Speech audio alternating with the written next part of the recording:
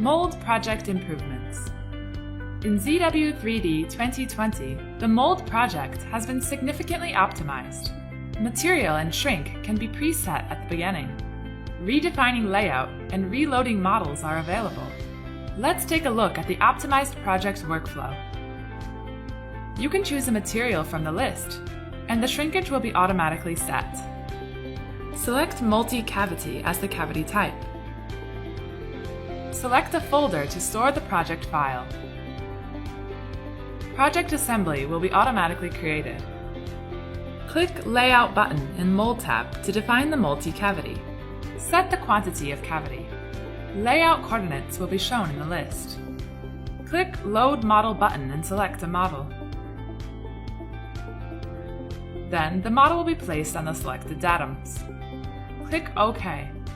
The model will be added to the project assembly. You can redefine the layout by Layout command again, such as adjusting the space between the datums. Then the positions of the two models will be updated.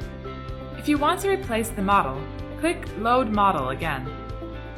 Select a new model and locate it to the target datum.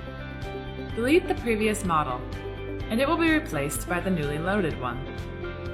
The optimized workflow for Mold Project is more explicit, making it easier to redefine the layout and models.